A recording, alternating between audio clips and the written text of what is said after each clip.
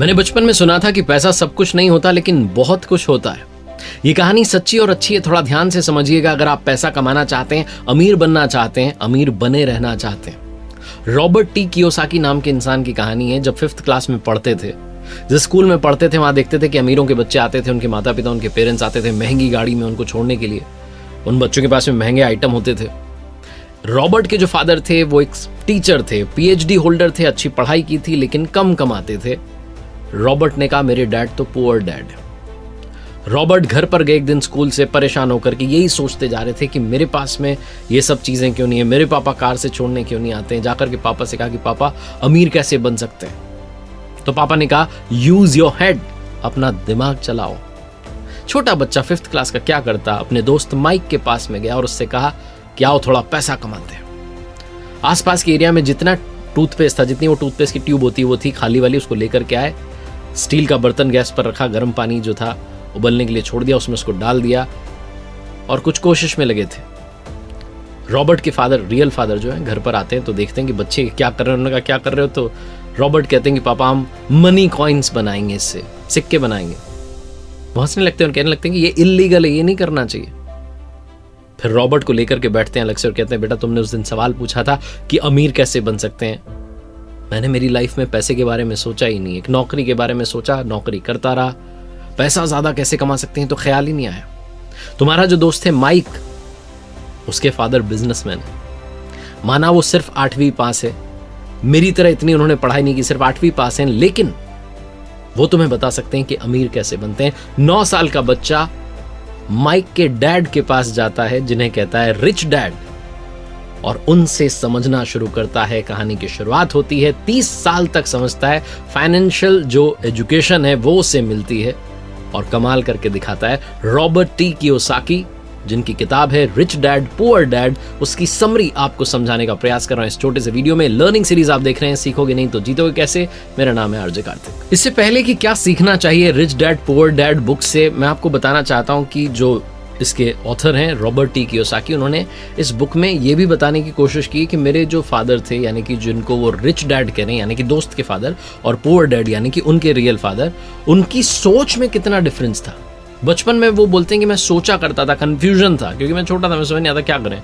Rich dad की सुननी चाहिए, पुअर डैड की सुननी चाहिए, क्योंकि पैसों के बारे में दोनों का जो एटीट्यूड था, जो पर्सपेक्टिव था, वो बिल्कुल डिफरेंट था। हालांकि दोनों ही चाहते थे कि रॉबर्ट लाइफ में ग्रो करे। उनके पुअर डैड यानी कि रियल डैड जो थे वो ये कहते थे कि हम ये नहीं ले सकते हैं, हम वो नहीं ले सकते हैं, लेकिन जो रिच डैड थे उन्होंने ये लाइन कभी कही नहीं। जो पुअर डैड थे वो कभी भी डिनर टेबल पर डिस्कस करना पसंद नहीं करते थे पैसे के बारे में, लेकिन रिच डैड जो थे वो पैसे के बारे में डिस्कस करते रहते थे।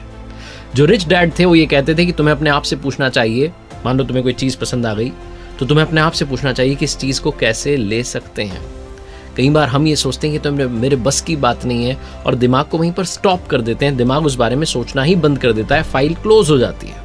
लेकिन अगर आप रिच डैड की बात माने, उनकी बात को फॉलो करें, तो वो कहते हैं कि आपको अपनी ब्रेन को काम पर लगाना चाहिए कि इस चीज को कैसे खरीदा जा सकता है। जैसे ही आप दिमाग को ये कहते हैं, दिमाग अपना काम करना शुरू कर देता है, ब्रेन की एक्सरसाइज होना जो है वो शुरू हो जाती है। इसलिए आप हमेशा अपने दिमाग को एक्टिव रखना चाहिए। पुअर डैड का ये मानना था कि रिस्क नहीं लेनी चाहिए, और रिच डैड ये कहते हैं कि रिस्क को मैनेज करना आना चाहिए। एक टर्म है कैलकुलेटिव रिस्क, वो लेनी चाहिए। पुअर डैड कहते थे कि बहुत सारी पढ़ाई करो, डिग्री लो, एक सिक्योर्ड जॉब करो। रिच डैड कहते थे कि पढ़ाई करो और पैसा कैसे काम करता है वो सीखो। पैसे के लिए काम मत करो, बल्कि उस पैसे को काम पर लगाना शुरू करो। तो 19 साल की उम्र में रॉबर्ट यानी कि इस बुक के जो ऑथर हैं वो डिसाइड कर लेते हैं कि रिच डैड की सुनेंगे, पैसों के बारे में सीखेंगे और लाइफ में ग्रो करते जाएंगे। अब क्या सीखने समझने वाली बात है, आइए उसके बारे में बात करते हैं। रिच डैड जो है वो ये कहते थे कि आप कितना पैसा कमा रहे हैं ये इंपॉर्टेंट नहीं है, इंपॉर्टेंट ये है कि आप कितना पैसा बचा रहे हैं। बहुत सारे लोगों को ये पता ही नहीं होता है। आपने देखा है वो सेलिब्रिटीज, वो सिंगर्स, वो एक्टर्स जो कि एक समय में बहुत अमीर थे, करोड़ों में कमाई कर रहे थे, लेकिन एक समय के बाद में उनके पास में कुछ बचता नहीं है, वो बैंकरप्ट हो जाते हैं, गरीब हो जाते हैं। जो एक महंगी लाइफस्टाइल मैनेज कर रहे थे, कुछ भी नहीं बचता है, क्योंकि वो फाइनेंशियली नॉलेज नहीं गेन कर पाए, अपने पैसे को मैनेज नहीं कर पाए और अमीर नहीं बने रहे। Rich dad poor dad book जो है आपको यही सिखाती है कि अमीर बनना और अमीर बने रहना दोनों में बहुत सारा अंतर होता है। अगर आप थोड़ा समझना चाहते हैं, इस कैश फ्लो को समझना चाहते हैं, तो सबसे पहले आपको एसेट के बारे में, लायबिलिटीज के बारे में समझना होगा। रिच डैड कहते हैं कि एसेट जो है वो आपकी जेब में पैसा डाल रहा है, लायबिलिटीज जो है वो आपकी जेब से पैसा निकाल रही है। अगर आप अमीर बनना चाह रहे हैं तो एसेट आपको खरीदनी होंगी। अगर आप मिडिल क्लास और लोअर क्लास लाइफ जीना चाह रहे हैं तो आपको लायबिलिटीज खरीदनी होंगी। कोई भी अमीर आदमी चाहे पढ़ा लिखा ना हो, जैसे कि रिच डैड जो है वो सिर्फ 8वीं पास हैं, लेकिन वो फाइनेंशियली लिटरेट होता है, फाइनेंशियली साउंड होता है, उससे सब कुछ मालूम होता है कि पैसा कैसे काम करता है, पैसे को कहाँ लगाना चाहिए और कितना मुझे बेनिफिट हो सकता है। हर आदमी की लाइफ में एक इनकम स्टेटमेंट, बैलेंस शीट और कैश फ्लो होता है। इनकम स्टेटमेंट को एक तो इनकम और एक्सपेंसेस में जो है उसको डिवाइड किया जाता है, जो बता रहा है कि कितना आ रहा है और कितना जा रहा है। बैलेंस शीट में भी 2 पार्ट होते हैं, एक एसेट होता है, दूसरा लायबिलिटीज होता है। तो आपके एसेट जो है आपके लिए पैसा बना रहे हैं, आपको पैसा कमा के दे रहे हैं, जैसे कि जमीन है, शेयर मार्केट है, या आपने बॉन्ड्स में पैसा लगाया, या आपकी इंटेलेक्चुअल प्रॉपर्टी है। लायबिलिटीज जो है इसका मतलब कि आप सिर्फ और सिर्फ लोन चुका रहे हैं। तो सबसे पहले समझते हैं गरीब आदमी का कैश फ्लो। गरीब आदमी का जो कैश फ्लो है उसकी सिर्फ और सिर्फ जो सोर्स ऑफ इनकम है उसकी सैलरी है, यानी कि तनख्वाह है। तनख्वाह एक तय समय पर आती है और जैसे ही आती है एक्सपेंसेस शुरू हो जाते हैं। एक्सपेंसेस में उसे घर का किराया देना है, खाना है, कपड़े हैं, सारा का सारा पैसा एक्सपेंसेस में चला जाता है। उसके पास में नील बटा सन्नाटा बचता है। गरीब आदमी की बैलेंस शीट देखेंगे तो जो एसेट्स का कॉलम है वो हमेशा ब्लैंक रहता है, लायबिलिटीज में ही उसका सारा पैसा जो है चला जाता है, यानी कि इनकम आती है और चली जाती है, रुकता कुछ भी नहीं है। ये होता है गरीब आदमी का कैश फ्लो। गरीब आदमी के कैश फ्लो को और मिडिल क्लास आदमी के कैश फ्लो को अगर आप समझेंगे तो ज्यादा डिफरेंस नहीं दिखेगा, क्योंकि यहां पर भी एसेट का कॉलम खाली है।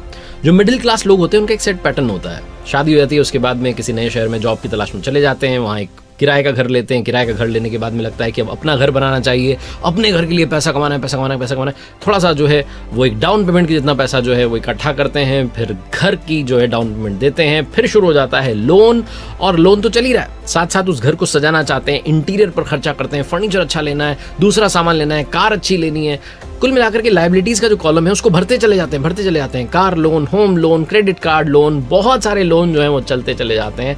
पैसा आता तो है, इनकम आती तो है सैलरी के रूप में, लेकिन वो सीधी आकर के लायबिलिटीज में चली जाती है, बचता कुछ भी नहीं है। एसेट का कॉलम पूरी तरीके से खाली रह जाता है। अब समझते हैं अमीरों का कैश फ्लो आखिर होता कैसा है। जो अमीर है उनका कैश फ्लो क्या होता है। अगर आप इनकम वाला कॉलम देखेंगे तो उसमें भी 3-4 चीजें हैं, सिर्फ सैलरी पर ही डिपेंडेंट नहीं है। इंटरेस्ट जो है उसका पैसा आ रहा है, कैपिटल गेन जो है उसका पैसा आ रहा है, डिविडेंड जो है उसका पैसा आ रहा है, रॉयल्टीज का पैसा आ रहा है। और जब बात करते हैं एक्सपेंसेस की तो वही एक्सपेंसेस जो सबके हैं, टैक्स भी देना है, खाना भी है, कपड़े भी हैं, बच्चों की एजुकेशन भी है, ये सब तो हैं ही। लेकिन जब आप बैलेंस शीट की तरफ जाएंगे तो आपको दिखेगा कि लायबिलिटीज में बहुत कम है और एसेट्स में बहुत सारा है। लायबिलिटीज में क्रेडिट कार्ड है और लोन है, क्योंकि अगर आप बिजनेस कर रहे हैं तो लोन तो आपको लेना ही है, आपके पास में खर्चा भी होगा तो आपको पैसा तो चाहिए ही। एसेट्स की अगर बात करें तो वहां पर स्टॉक्स हैं, बॉन्ड्स हैं, इंटेलेक्चुअल प्रॉपर्टीज हैं और भी बहुत कुछ है, साथ में बिजनेसेस तो चल ही रहे हैं। तो कुल मिलाकर के जो अमीर व्यक्ति होता है उसका सारा और सारा ध्यान होता है एसेट वाला जो कॉलम है उसको बड़ा करने में। जो गरीब है और जो मिडिल क्लास है उनको लगता है कि लायबिलिटीज जो हैं उसमें आनंद है, थोड़ा बहुत पैसा भी बच रहा है तो कहीं और खर्च करते हैं, घूम कर आ जाते हैं, पैसा जो है ज्यादा से ज्यादा खर्च करते हैं, अपने पास नहीं रखते हैं। उन्हें उस पैसे का सही इस्तेमाल करना नहीं आता। अगर उनके पास में पैसा भी आ गया है तो वो तुरंत उसे अपने पास से बाहर भेजना चाहते हैं किसी ऐसी जगह पर, कई बार तो बिना सोचे समझे डिसीजन लेते हैं और वो ऐसी जगह पर पैसा चला जाता है कि जाकर के फंस जाता है। 10 साल 15 साल के बाद में देखते हैं तो उस पैसे से ज्यादा ग्रोथ नहीं मिलती है। वो उसी रैट रेस में, जिसे कहते हैं ना रैट रेस, उसी में घूमते रहते हैं। पैसा कमाना है, खर्चे हैं, वापस से पैसा कमाना है, खर्चे हैं, नील बटे सन्नाटा आखिरी में लाइफ हो जाती है। इसलिए हमेशा एसेट वाला जो कॉलम है उसकी तरफ ध्यान दीजिए अगर आप रिच डैड की सुनना चाहते हैं। अमीर लोग जो होते हैं उनका इनकम सोर्स 3 टाइप का होता है। पहला ऑर्डिनरी यानी कि सैलरी, वो तो है ही। दूसरा है पैसिव यानी कि रियल एस्टेट से जो पैसा कमाया, जहां आप रहें ना रहें, ध्यान दें ना दें, पैसा आता रहेगा। और तीसरा है पोर्टफोलियो यानी कि शेयर मार्केट और सरकारी बॉन्ड से जो पैसा कमाया वो भी।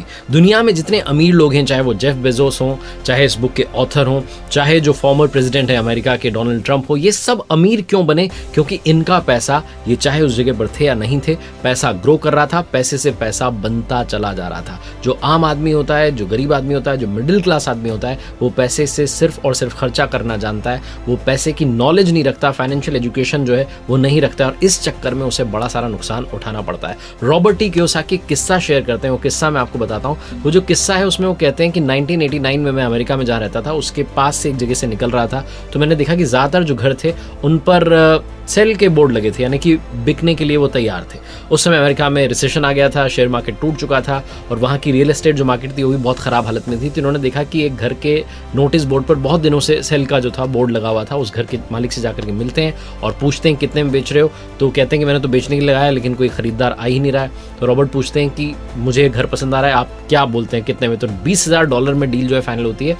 रॉबर्ट उस घर में किराएदार रख देते हैं, 2 साल तक किराएदार वहां रहते हैं। तब तक रियल एस्टेट का जो मार्केट था वो वापस से बूम पर आता है, वापस से ग्रो करने लगता है, और उस जगह की वैल्यू बढ़ जाती है। रॉबर्ट 2 साल के बाद में $95,000 में उसे बेच देते हैं, बहुत सारा प्रॉफिट भी होता है, और 2 साल में जब तक वो जगह वहां थी तब तक किराएदार रख करके वो पैसा भी बना लेते हैं। कुल मिलाकर के कहने का मतलब ये है कि पैसे से पैसा बन सकता है। ये जो रियल एस्टेट का जो बिजनेस है, ये रॉबर्ट टी कियोसाकी को समझ में आ गया और वो लाइफ में ग्रो करते चले गए। मैकडॉनल्ड्स की बात करें तो मैकडॉनल्ड्स सिर्फ बर्गर बेच करके पैसा नहीं कमा रहा है, मैकडॉनल्ड्स जो है वो पैसा कमा रहा है रियल एस्टेट में इन्वेस्टमेंट की वजह से भी, क्योंकि आज उनके पास में पूरी दुनिया में बहुत सारी रियल एस्टेट की प्रॉपर्टीज हैं। रिच डैड पुअर डैड में 3 कमाल की बातें बताई गई हैं। सबसे पहली, अर्निंग पर नहीं लर्निंग पर ध्यान दीजिए, क्योंकि लर्निंग यानी कि सीखना जीवन की प्रक्रिया है और ये अनंत तक चलती चली जाती है। आप जितना सीखेंगे उतना कम है। फाइनेंशियल लर्निंग बहुत इंपॉर्टेंट है, क्योंकि गलतियां होती रहेंगी, हर गलती से सीखिए, आगे बढ़ना शुरू कीजिए। दूसरी, गलतियां उसी से होती हैं जो जीतने के लिए खेलता है। अगर आप जीतने के लिए खेल रहे हैं तो गलतियां होंगी, गलतियां होने दीजिए, उनसे सीखिए, आगे बढ़िए। और तीसरी, पैसे के लिए काम मत करो, पैसे को काम पर लगाना शुरू करो। और अगर आप फाइनेंशियल नॉलेज चाहते हैं, लिटरेट होना चाहते हैं फाइनेंशियली, तो आपको पढ़नी चाहिए रिच डैड पुअर डैड। देखते रहिए हर सोमवार सुबह 9:30 बजे मेरे साथ एक नई कहानी, और हर शुक्रवार सुबह 9:30 बजे लर्निंग सीरीज का एक नया वीडियो।